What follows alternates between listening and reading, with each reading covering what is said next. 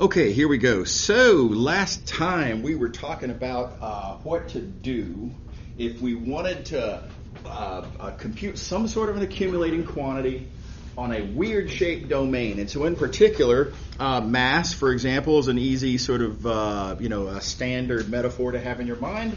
And what if I wanted to compute the mass of that thing, right? So it's one-dimensional, but it's not something I can do with a single variable integral, at least not from a Calc 1 class. It lives in two-dimensional space, but I can't use a double integral because there's no area. So what do? And the answer was we just chop it up into little pieces and add them up like we have for every other kind of integral that we've ever constructed. And it's just that this is a new kind of a structure, so we get a new kind of a Riemann sum and thus a new kind of an integral. And again, we use the term scalar line integral. You'll understand the scalar part of this terminology more in a few minutes as we see a different kind of example. So moving along, so question, how do we compute these things? And remember, we're going to steal an idea from change of variables. When you have an undesirable domain, now let me pause real quick.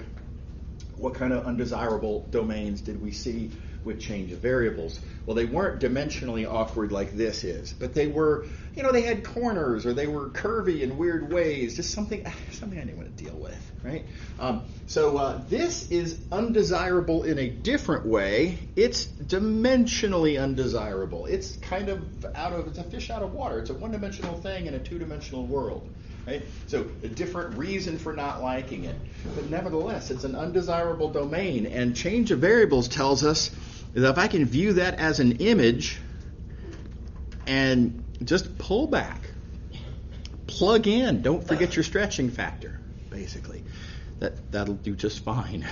And how do we view a curve as being an image? Again, I claim that we've done this before. We have exactly viewed curves as being images of certain functions. They are called parameterizations. So what we're going to do here is instead of pulling back through a change of variables function, we're just going to pull back through a parameterization. Basically the same idea. Different details. Got a lot of little micro details to work out. But big picture, morally equivalent. Okay. All right, and of course, if we are successful with this pullback, then here's going to be our new domain. Our new domain will be an interval in one dimension, and we're going to have literally single variable calculus integrals. That will be our computational trick. So good news, a lot of these details are already worked out. And let's see here. Let me get rid of this. If I have some little interval of time, and I want to ask what sort of interval of my curve do I cover in that interval of time? I'm interested in the relationship then between ds, distance, compared to dt, which is time. And what is the relationship between distance and time? Well, it's speed. And specifically, distance is equal to speed times time. And of course, speed's the magnitude of the velocity, and the velocity is the derivative of position, right? So a bunch of details that we've already talked about inside of here. But the point is, that is our stretching factor, right? The speed. That's what you put in here to make it all work. That's what allows you to rewrite wrong color. That's what allows you to write ds in terms of dt. Is everybody happy? Okay. And we're going to do several of these. Before we do, I want to point out a little concern with that has a happy ending. So the concern is, wait a minute, okay, so we've got this thing over here. We're doing an accumulation over a curve that initially is unparameterized, and now you're saying, okay, pick a parameterization and do a computation based on that parameterization. Very reasonable concern. Wait a minute, which parameterization should I pick? There's a bunch of them. What if I get different answers for different parameterizations? Which one's right? Right? This is a legitimate concern. And so really good news down here. This integral that we're interested in is independent of your parameterization. Pick any parameterization you want. It does not matter. You will always get the same answer. I mean, obviously, it's got to be continuously differentiable, but other than regularity concerns, it doesn't matter. Okay, so I'm going to show you several examples in parallel, partly because I think it's a nice sort of visual impact, but also partly to emphasize how much a lot of these questions have in common with each other. Okay, so here we go. We're going to consider an irregular wire. So, it's not a nice uniform sort of thing with a constant, mass per unit length that you would sort of hope and expect.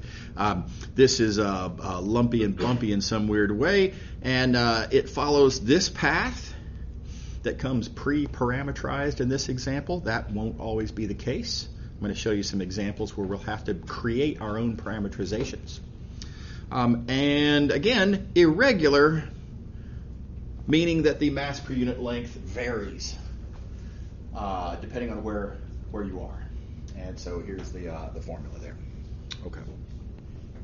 Okay, now I say we're going to do several examples all at the same time. We're going to compute several different things. We're going to compute the mass of this wire. We're going to compute the center of mass of the wire. Keep in mind, that's got two separate coordinates. There's an x-coordinate, there's a y-coordinate.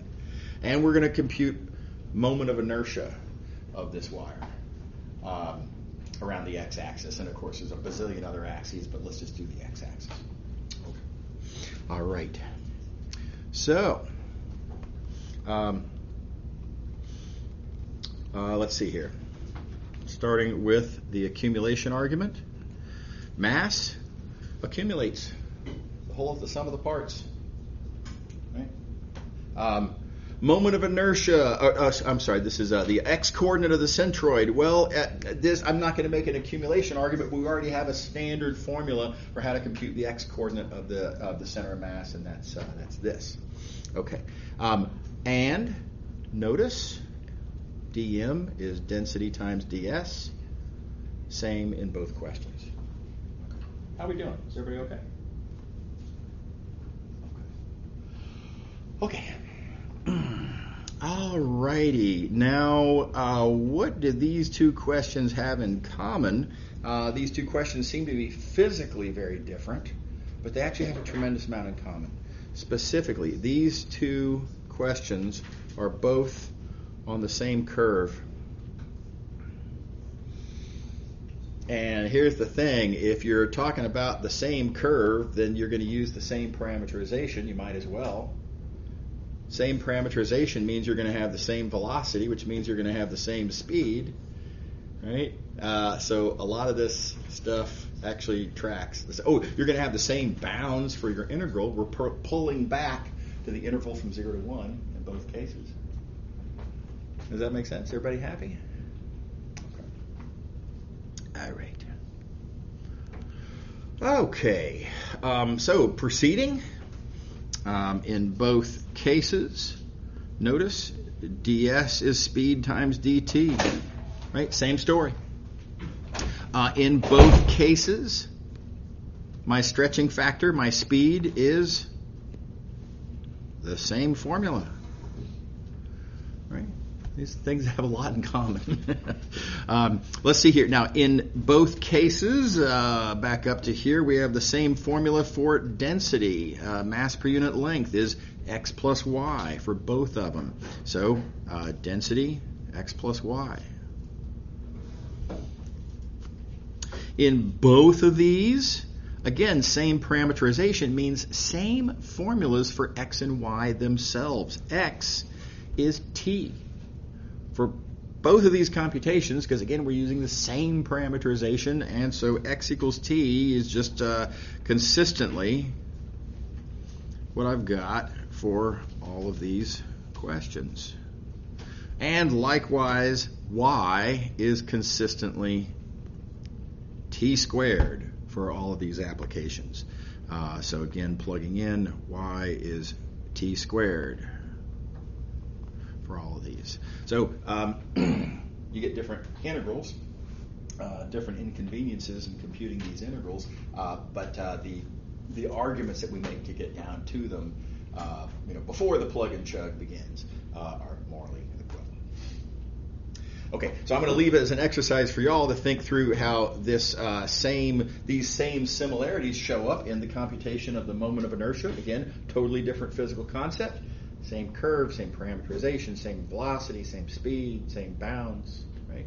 And the y-coordinate of the center of mass, again, all that stuff being the same. Okay. All right, next example. Something a little different. We're going to compute a surface area. In particular, there's a fence that we're going to be interested in here. It's sitting on top of the unit circle, like that. And it has a non-constant height, you notice. Let's see here. Let me get rid of the thing here. Okay, so the height, non-constant, it's taller in some places, it's shorter in other places. And, what does this have to do with the real world? Why would we ever do such a thing? And I like to point out that you might have a vegetable garden on one side of your yard where you want it to get more sun, and you might have a nosy neighbor on the other side of your yard that you want to get some privacy from. Okay, so plausible scenario. Okay. You all okay in the back there? Yeah, okay. All right. Just let me know if you have questions. Okay. So let's see here. So how do we compute the area of the fence? By the way, rare example that we actually want to compute an area. Y'all may recall that I've kind of dissed this idea of thinking of an integral as computing areas, because most of the time we're not. Most of the time we're computing masses or moment of inertias or centers of mass or whatever. An area under a curve is rarely the case. This is a scenario where you might actually want to know an area. And in particular, if you have a fence, you might want to paint the fence. And how much paint you're going to need is going to depend on, well, physically, literally, the area. Okay.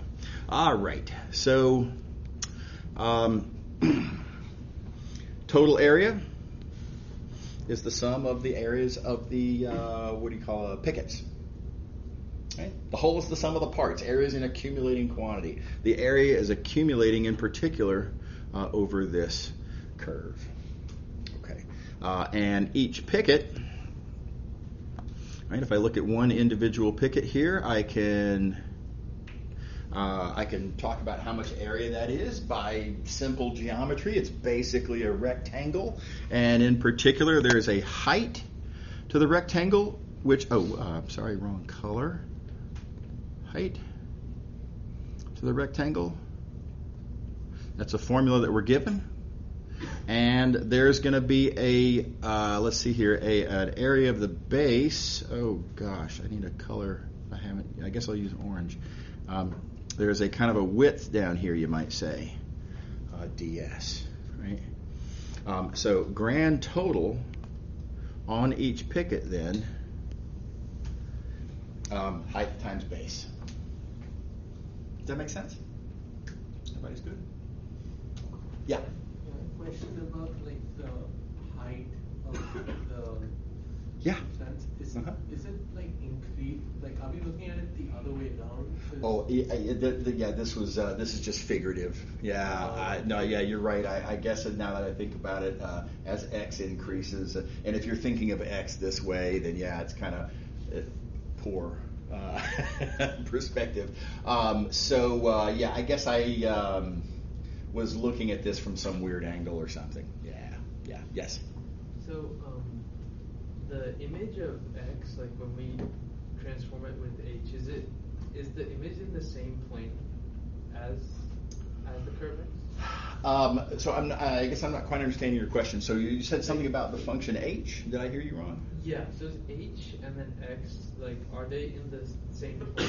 The curve is in the same plane of the function? So no. So what? Here's a picture of the xy plane down here, right? So our curve down here, the unit circle is like this, right? And the height, I guess you could think of this as, if you want to think of that in the z direction, you might want to take this and kind of lay it flat, and then the fence height is upward, something like that. But the name that you give to that third dimension doesn't really matter. You'll notice I didn't write down z anywhere in here. You don't really have to, because what you call it effectively doesn't change the fact that the area of each picket is going to be height times length. Yeah, or I guess I should say width. Yeah, does that make sense? Yeah. Yeah. Cool. Anybody else? All right. Okay. So we've got ourselves a scalar line integral. And how do we compute scalar line integrals? Well, we parameterize and then we pull back through the parameterization. So let's parameterize our curve. Again, our curve is the unit circle. How do we parameterize the unit circle? Well, you got a bunch of options, but we've used this parameterization of the unit circle many times before. So we might as well capitalize on that one. Very convenient. Our resulting integral, once we do the pullback, will be from 0 to 2 pi. And you can see that working out in the new integrals that we're writing down here. Okay. Now, of course, in order to turn a line integral into a single variable integral, we are going to have to deal with this ds thing. And recall from the previous, let's say, I guess that was 2 pages ago, ds is speed times dt. So we're going to need to compute the magnitude of the derivative of the parameterization. And you can see all of that, finding the magnitude of the derivative right here. And that's just a little bit of tedium. You take the derivative, easy calculation there. Okay. Lucky break happens to be 1. Don't count on that, right? Most of the time it's not. Okay, lastly, height is that given formula.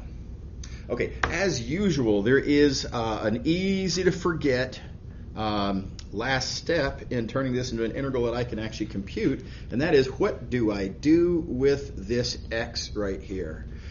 Where is my formula for x? Don't forget, that's what the parameterization is telling you. And so in particular, this parameterization right here, the first coordinate is literally telling you what x is. And so x cosine t. And now this is, full on, straight up, high school calculus, single variable integral. Everybody happy? All right. Okay, so another example, or so it will seem for a moment here. This is actually going to play out a little bit differently. This is a sneak attack example, kind of. So we're going to compute work. Now, no big deal, so it would seem, right? We have a formula for how to compute work. Okay, fine. We recognize that this assumes that you're talking about a constant force over the entire displacement. This also assumes that we're moving over a straight displacement. Okay. But we can make whole as the sum of the parts arguments, and so given some curve like this, if I want to know the grand total amount of work that it takes, you'll notice as I have it drawn here, this curve is very not straight, right? The forces in question, very much not constant, right? But if I break it up into little pieces and look not on the whole curve all at once, but on little pieces of curve, on each little piece of curve, such as this little piece right here, well, it's not exactly straight, but it's pretty close. And in the limit, as I chop finer and finer, which of course that's the whole idea of an integral, is that we chop finer and finer, right? In the limit, this is going to get shorter and shorter and effectively straighter and straighter. And then likewise, the force, not constant, but the smaller these get, the less distance the vector field will have any opportunity over which to change. And thus it'll be closer and closer to being constant, right? So it feels like, again, big picture, it's kind of presenting as being just another example of a scalar line integral. and details to follow. Here's what is different, unavoidably different. We can already see, and this is a little unsettling. If we're computing work, it really depends on which direction we're going, right? I mean, if this is, I like to view this as being like a trail through the mountains, right? And if that's a trail through the mountains, and then let's suppose this is, it looks like it's generally kind of uphill-ish, more uphill than downhill at least. Walking up the trail is going to be more work than going down the trail. Which direction we go is a big deal, right? I mean, if you want to hike up a mountain, you're going to be pushing, right? Exerting real effort. If you want to go down the mountain, put on some rollerblades, right? And hope there's something soft to land on at the bottom, right? So no real work. In fact, literally the negative of the amount of work. Okay. By the way, I do, there's a particular little opportunity here to, this didn't used to be something that I could do, but since the advent of electric cars, I get to make a certain observation. So negative work is a weird idea. It's a hard to swallow kind of a thing. Like, I've never gone to the gym and done negative work that I'm aware of, right? How would one do that? So cars, though, can act, these days, electric cars can capitalize on this idea of negative work. So if you take one of these, might be a hybrid or electric car, whatever, battery level, right? If you drive up a mountain, your battery will drain a certain amount. It drains because you performed a positive amount of work and you had to pay a positive price in the amount of charge you have in your battery. Okay, well, in one of these electric cars, how are you going to get down the mountain? Well, you're not going to just fly down the mountain, of course, right? You're going to ride the brakes. Cars these days, well, at least the electric cars and hybrid cars have what they call electronic braking. And there's a fancy little engineering trick that you can do, the underlying math of which we're going to learn later in this course, where you can take kinetic motion, right? And you can effectively slow down the motion while you are charging the battery. So you're going to exert positive work going up the road to get to the top of the mountain. Your battery will be somewhat depleted. When you ride the brake going down, your battery will charge back up again. It's pretty cool. So, like I say, it's a relatively recent, last few years that I've been able to point that out. Okay, now I want to point out this business about, the direction mattering was absolutely nonsensical in all of our previous examples. When you're painting the fence, it doesn't matter which way you go. It takes the same amount of paint. Right? If you're computing the mass of an irregular wire, the whole is the sum of the parts. It doesn't matter whether you add this way or whether you add that way. Nothing of the sort. Right? So this is our first example of a chop it up, add it up scenario where we actually have to pay attention to which direction we're going. And that's an eyebrow raiser. That's something's different, something's changed. I feel like we have a fundamentally different object that we're going to need to develop here. So, in fact, we're going to be developing a new kind of an integral. A little bit of terminology. When you have a curve that has an attached, understood direction, indicating which direction this curve is going, this is what we call an oriented curve. Right, that's just terminology. It's been around for a long time. So, a curve is just what you think it is. It's just a bunch of points. An oriented curve is a curve plus an attached notion of which direction is the correct direction. All right, so with all of that said, now let's get our hands dirty. Here's a little piece of the curve, and on that little piece of curve, we can talk about, how much force is being exerted. Well, there will be some force vector. It's going to be the same everywhere along the curve because it's a teeny tiny little bitty short little piece of curve. The force doesn't have time to really change very much. So there's the force. It is constant as needed.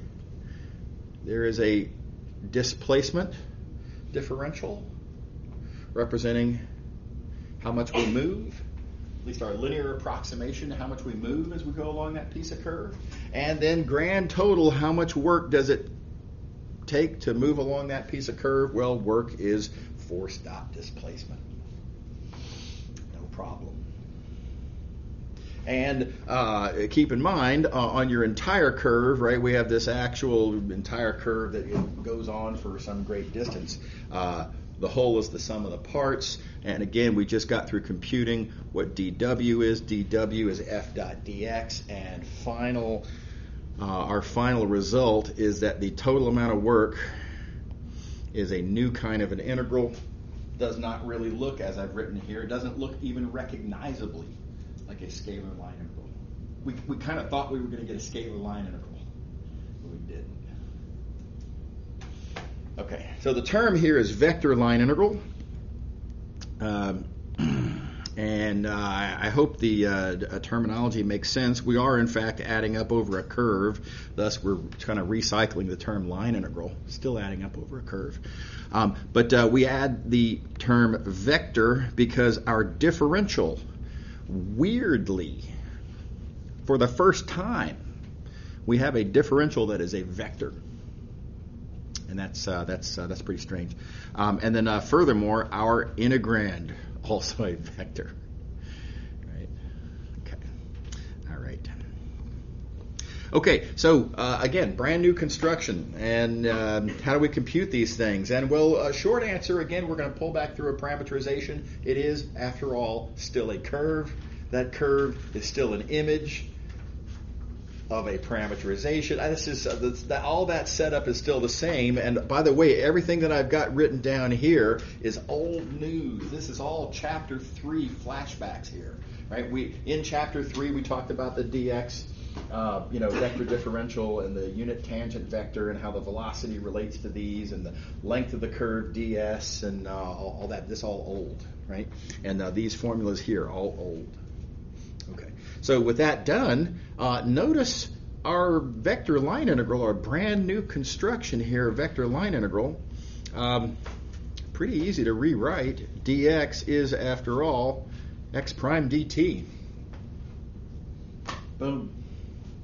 Right? So this vector line integral I can rewrite as this single variable integral f dot x prime dt. Is that cool? All right. Now, another thing you could do, I suppose, and there are some circumstances where this has its uses, but I'm not really as big a fan of this. Different people have different views on this, whatever. But recall we also wrote dx as tds. Right? Okay, well, I can then take that and rewrite my vector line integral to get this expression right here, a sort of a different alternative notation for a vector line integral. I personally don't like this one as much because this ds on the end, frankly, makes it look like a scalar line integral. And really importantly, it's significantly different from a scalar line integral. The direction matters, right? This is defined on an oriented curve. Scalar line integrals don't. So when things are different, I like them to look different in notation. I think that's very convenient, right? Not to use similar notations to represent importantly different things. So I personally don't like this one as much. I think our book does. That's fine. It's whatever. It's aesthetics. It's not a big deal. But be aware of all three, please, of these notations. Okay. Let's do one. Oh, yeah, question. Yeah. When you use the form with the unit tangent vector, can Yeah. you view the entire TDS that as the whole differential? Yeah, again, there's kind of a quibbly sort of question there. I mean, the way it's written, it looks like that's the differential because that's the only thing that has a t on it, right? But you point out very nicely that T and DS are both talking about features of the underlying domain. And so it kind of feels like they ought to be part of the differential. I would point out, and one of the reasons I don't really care for this notation as much is that I feel like as it's written, this T is part of the integrand. And I just feel like that's aesthetically not nice. Right, and so I think you got. I'm going to call your question a complaint, and I'm going to agree with your complaint. Is that fair? Yeah. Okay. Yeah. Mm-hmm. Why was it in a vector field to begin with? Do I know? Why was it in a vector field to begin with? Oh, because so the question that we had was to compute work. And the idea of work is that you're applying forces as you move for whatever reason. Now, I made up a story about hiking through the woods or, hiking along a mountain or something. And the force then would be how hard is it to walk uphill at those points, right? So these force arrows here you might view as being like gradient vectors pointing uphill. But it doesn't have to be. I mean, it could be that these are representing how the wind is blowing, and that's our next example, right? Is that you have to kind of lean in to keep the wind from blowing you over. So there's lots of different forces. This vector field could be any sort of force at all. Yeah. Is the flux integral a vector line integral? So we haven't talked about that yet. So just to make sure nobody got freaked out by by not recognizing flux integrals, we will soon be talking about flux integrals. It'll be either next week or the week after. They are a different kind of integral, and I'm gonna. Okay. Yeah, we'll get there. Okay. Yeah. Right. Okay. Cool. Okay, let's get our hands dirty and do one. Again, here's a wind example. So wind is exerting forces on you as you walk. Well, if it's really windy, then yeah, you really got to kind of lean into it and you got to exert some force there. And we're going to walk along the top half of the unit circle. Notice specifically counterclockwise. This, therefore, is not just a curve. This is an oriented curve, because of this indication telling me which way I am walking. And again, you have to tell me which way we're walking because you get different answers depending on which way you go, right? It's a lot easier to walk with the wind at your back than it is to walk with the wind in your face, right? Okay, now there's a little ugly reality that we have to kind of roll our eyes and deal with, and that is when we write down the line integral. What's the deal with this minus sign here? The point here is that whenever there is a balance of forces, that means that there is two forces and they're negatives of each other, right? In this case, the wind is blowing on you, let's say that way. You are pushing exactly opposite of that as you have to, otherwise it'll literally blow you over. That make sense? It's the equal and opposite. It's just like if I hold up my pen, there's actually two forces right now acting on my pen. Gravity's pulling down, I'm pushing up. Okay, so how do you decide about the minus sign here? And sadly, you just have to pay careful attention to the phrasing of the problem. The force that was given, actually, let me just focus on the point. The force that's given is what the wind is doing. And yet the question I have been asked is the work that you are doing. Right? So if you want to compute the amount of work you are doing, this needs to be the force that you are exerting. And the force that you are exerting is the negative of the force that the wind is exerting. Everybody see that? It's an annoying little reality that we always have to be on the lookout for. And frankly, about half the time, the force that you're given is not the force that you actually need. So again, just pay attention to the phrasing, think it through, and make the right decision there. Okay. All right. So that said, here we go. We've got our vector line integral. How do we compute vector line integrals? We parameterize. Let's see here. Again, we were given the top half of the unit circle. Well, here, let me do it like this. The unit circle, I parameterize like this. And because it's specifically the top half, I only need to look at these values of t. Is that cool? That's good.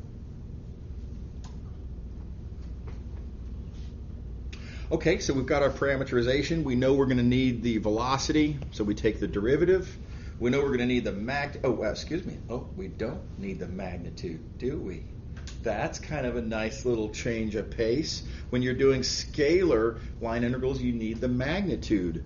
Very nicely here, it's literally just the x prime vector, no magnitude.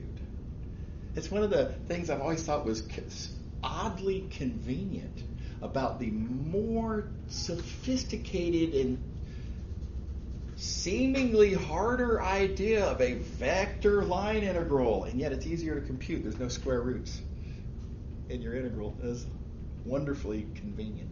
All right. Okay, so we've got our velocity, and now it's just kind of a matter of plugging things in.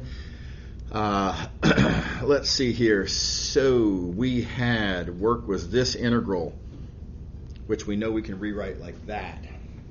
The velocity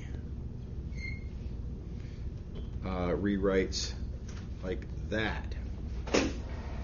Let's see. The vector field we were given is like that.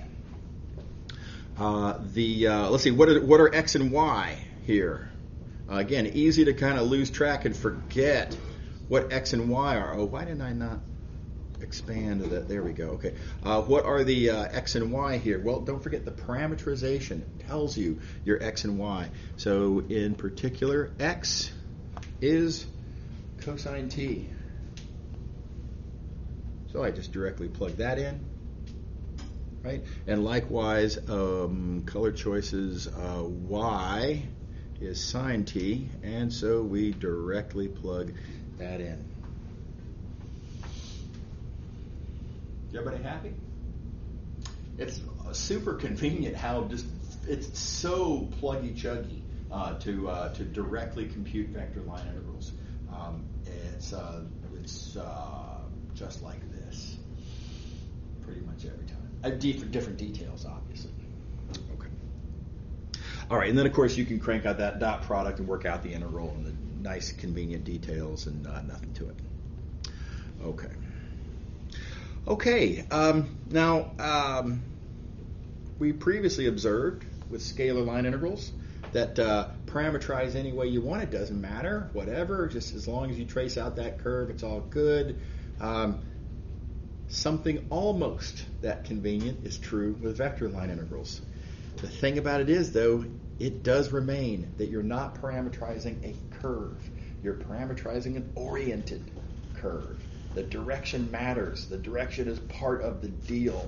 And if your curve is supposed to go that way, you have to parameterize it also that same way. So just make sure that your velocity vector points the direction that you're supposed to be going.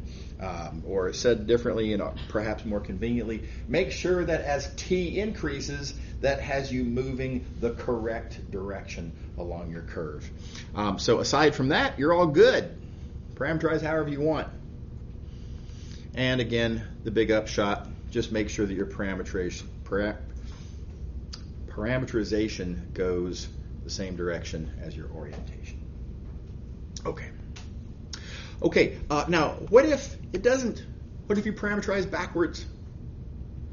Okay, well, on any little piece of curve then, you were supposed to be going this way, but you accidentally were going the exact opposite direction. That means that your dx vector is the exact negative of what it was supposed to be, which means you're going to be off by a minus sign in every term in the summation, which means you're going to be off by a minus sign grand total. So this is actually a theorem we can write down. So not only will we be wrong if we parameterize the wrong way, we'll be predictably, precisely wrong. So here is the way we're going to say that. We're going to adopt the book's notation here, that we'll use a superscript of a minus sign to indicate when we want to turn around and go the opposite direction. Same curve, just wrong orientation. Just put a little minus sign up there. And as the theorem says here, if you're going the wrong direction, the result will be that you'll just get the negative of the correct answer for the integral. Is that cool? All right. Okay, so next question is actually a ripoff of the previous. Walking through the wind and wind in your face, wind is exerting a certain force, blah blah blah. All that's exactly the same. The one difference, this time we're going to walk clockwise instead of counterclockwise. Now, you could, let me say it differently.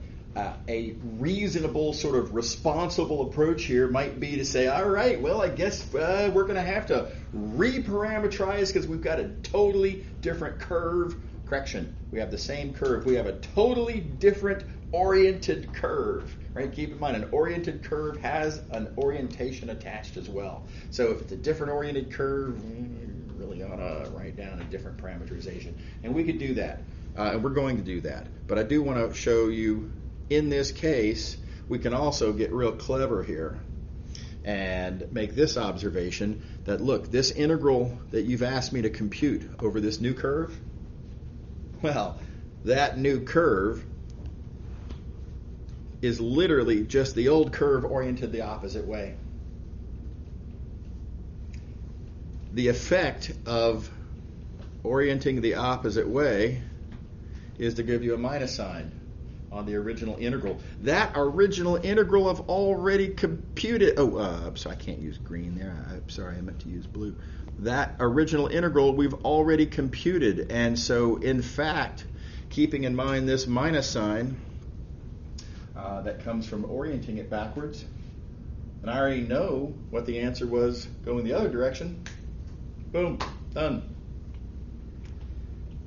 In this case, you don't have to reparameterize because we've already, coincidentally, conveniently, lucky break, happened to have done the integral in the other direction already.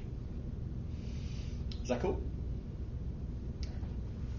Now, you will not always have already computed the integral the other way. Sometimes you really do have to parameterize things, not the direction you kind of wish you could parameterize them. And I think it is good to have some techniques in mind for when these situations arise. So I'm going to show you two different ways that you can directly parameterize clockwise on the top half of the unit circle. This is backwards from our usual direction, where we just write cosine and sine stuff. That's all counterclockwise. So the first method that you can do is you can say, okay, well, look, here's me as I walk as I walk clockwise now on this curve. And if I'm walking clockwise, I'm going to say that this right here is my parameter. I'm going to say t is that angle. Now I get to choose whatever parameter I want, right? This is convenient because t is 0 there, and t will then be pi over here. All right, so it's just kind of nice and convenient and kind of natural, sort of makes sense. All right. With that angle identified, keep in mind a parameterization is something that will give me position as a function of my parameter. So I want to find position now as a function of that angle t. Notice that angle t is not our polar coordinate theta. Very importantly, not. It's measured off of the wrong side of the x-axis. It's a different angle. That said, the polar coordinate theta is looking at us right here. And you can see from the picture that that polar coordinate theta is just pi minus t. Because the blue and the green always add up to pi. So again, appeal to the picture. And that being observed, I can very easily write down a formula for position. It is just cosine and sine of this angle theta, namely pi minus t. And then you can either use symmetries of the sine and cosine function, or you can use the angle addition formula. Angle addition formulas that you may recall. I'm insisting that students should all know angle addition formulas for sine and cosine, just sine and cosine. Very useful in a lot of scenarios, such as this one. That allows you to rewrite the parameterization like that. Okay, so that's one little trick, tool for your toolbox for parameterizing. Here's another perfectly good alternative. Again, here's what I want to parameterize. I want to parameterize a clockwise motion on this path. I happen to know already how to parameterize counterclockwise, and I'm going to cleverly observe that blue and green are reflections of each other here, right? Well, that makes it really easy. Then I can find my blue parameterization just by literally reflecting my green parameterization that I already knew, right? And how do you reflect? Reflecting over that line, well, that's a geometric appeal. Reflecting over the y-axis just puts a minus sign on the x-coordinate. So, bam, you put that minus sign there. And notice we get the exact same formula there for our parameterization that we got on the other side. Okay. All right, so we appear to be out of time, so I'm going to draw the line right here, and we'll pick up here on next week, because, of course, we have an exam on Friday. See you then.